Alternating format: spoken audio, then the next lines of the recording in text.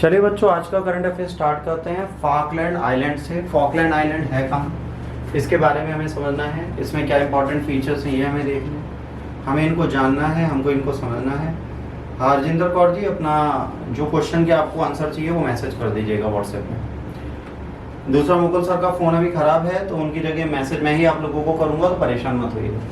Falkland island के latest news की अगर हम बात करेंगे, ठीक है, ये एक्सटीरियर फॉकलैंड आइलैंड जो है, ठीक है, eastern exterior of Falkland island, researchers have just uncovered a buried forest and a flourish long before human sheep ever set foot in the archipelago. अब यहाँ पर क्या है इसको समझिए। इन्होंने कहा है कि फॉरेस्ट में इन्होंने बरीड फॉरेस्ट एक ढूंढा है जो पहले से दफन था, जिसमें ह्यूमन और शीप के ट्रेसेस मिले हैं इनको। ह्यूमन एवोल्यूशन के लिए एक बहुत बड़ी चीज ही बन जाएगी।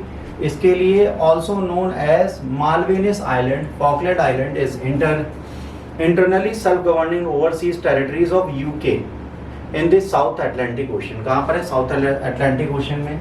ये 480 नॉर्थ ईस्ट और सदर्न टिप पे साउथ अमेरिका के हैं। Similar distance east of the Straits of Magellan's. तो इसको आपको मैप में भी ध्यान देना है कहाँ पर पाया जाता है। It consist to main island, east Falkland, waste Falkland. दोनों जो 776 सिमिलर आइलैंड से मिलकर बने। दो लार्ज आइलैंड सेपरेट करते हैं फॉकलैंड स्ट्रेट को।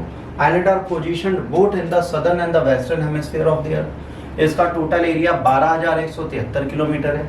इसकी कैपिटल स्टैनले है, ठीक है, ईस्ट फॉकलैंड में।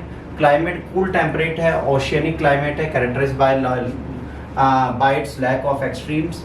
इसके बाद डेमोग्राफिक पॉपुलेशन वहाँ पे इंग्लिश स्पीकिंग है, ठीक है। फॉकलैंडर्स हैं, अमेरिकन आयरिश डेसेंट्स हैं, जो 88% जनसंख्या यहाँ की क्रिएट करते हैं, ठीक है। यहाँ तक हमने पढ़ लिया। सिरे हैं, इसके बाद इतने किलोमीटर है, 88% करते हैं। ये मुख्यतः कृषि को अपनी अर्थव्यवस्था में लेके बैठते हैं, भेड़ पालन पर आधारित है, मछली पकड़ना, पर्यटन भी इनकी आवश्यकता है। फॉकलैंड पाउंड है जो ब्रिटिश पाउंड के बराबर है। विभिन्न समय पर फ्रांसीसी, ब्रिटिश, स्पेनिश, अर्जेंटीनिया की बस्ती रहे।